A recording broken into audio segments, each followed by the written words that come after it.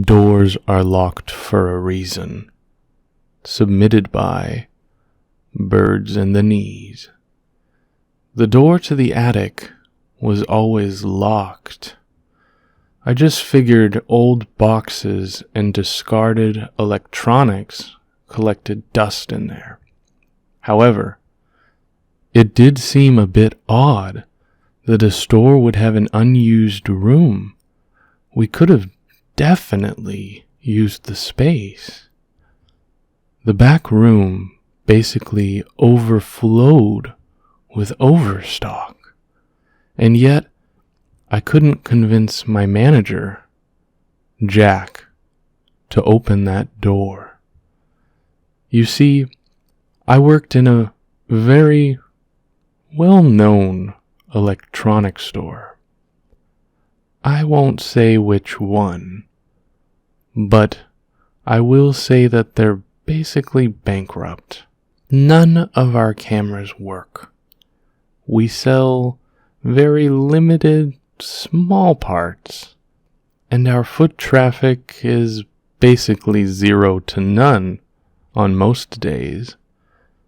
But it was an easy job, and I gotta work alone most nights.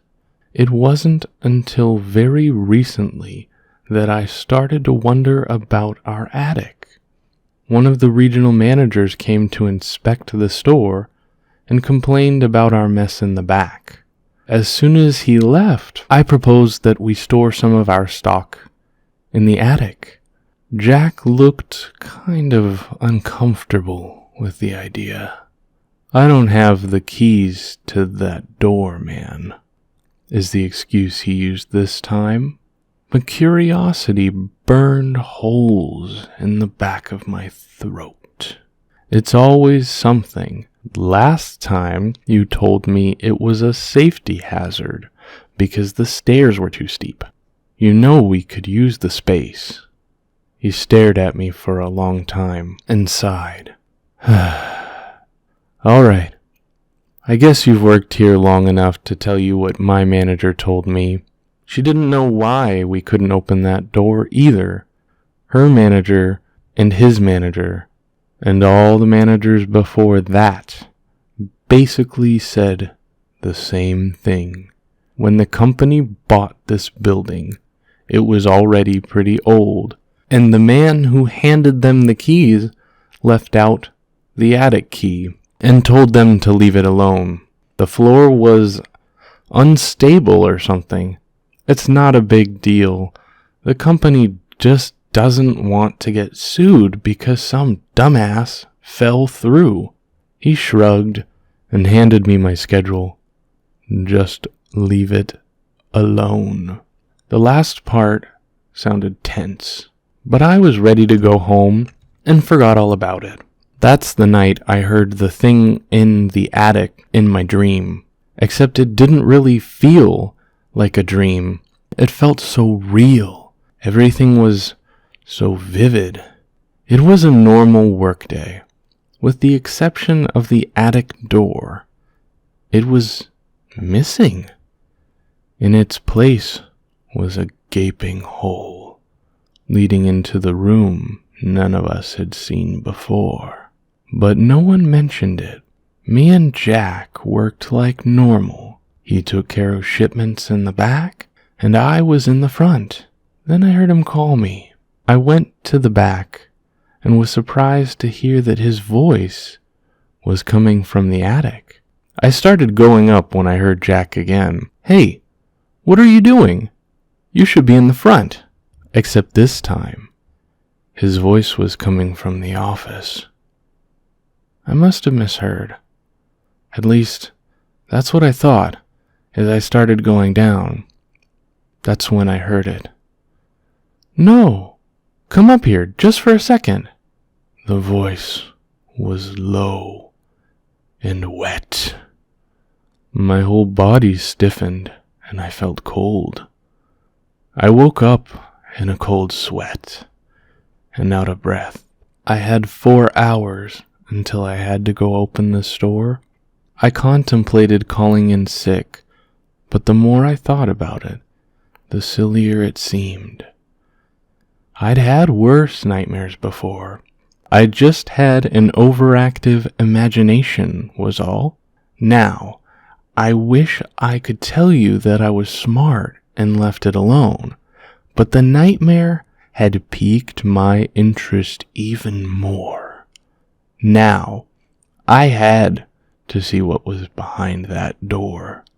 Some nights, I wondered why it mattered so much, but at the time it did, and I was stubborn. I didn't devise an elegant plan to find the key or anything. The lock showed signs of corrosion, and I figured I could convince our new employee to just break it down. I waited until closing time to tell Kevin to open the door. He had only been working for a week, so he had no idea we even had the attic locked. I just told him we needed the extra room, and Jack had assigned us to clear out all the clutter. We walked up the stairs with a crowbar and a hammer. Man, this thing looks ancient, Kevin said, as I brought the hammer down.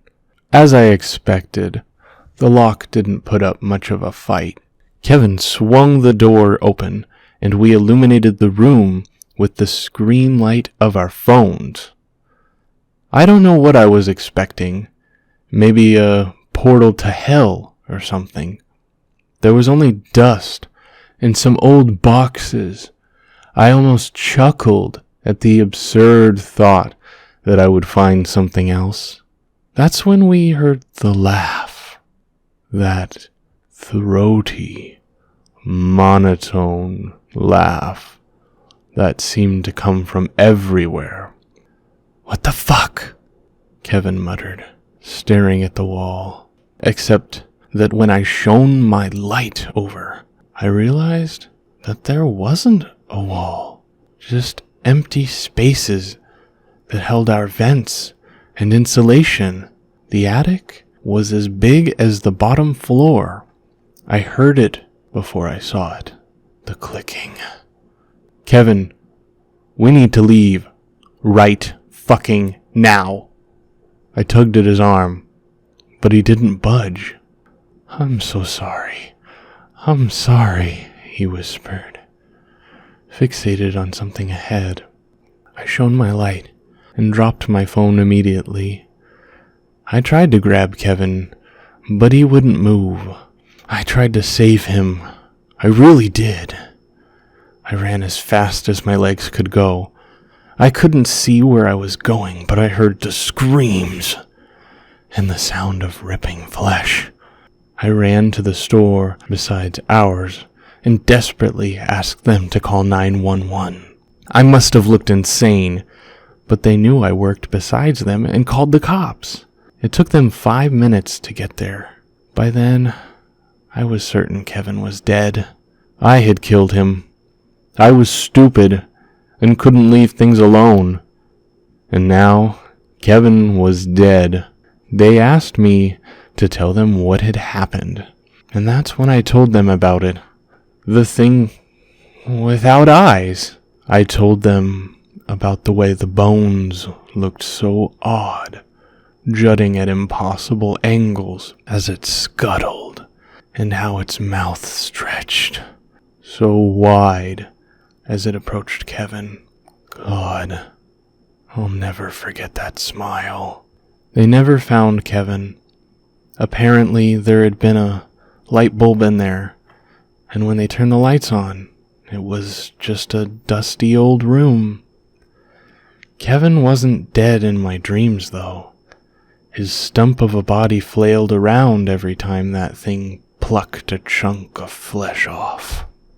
Its face looked like static at times, alternating between that god-awful smile and faces of people I loved. The store got shut down a couple of weeks later. I had quit by then, but I heard about the disappearances. The ladies looking for their husbands who never came home. The managers who refused to work in the back anymore. Jack never made it home. The cops said he ran away. I see them in my dreams, though. Jack screams the loudest, even without a jaw. They're not in the attic anymore. They keep getting closer and closer. Last night, they were outside my window.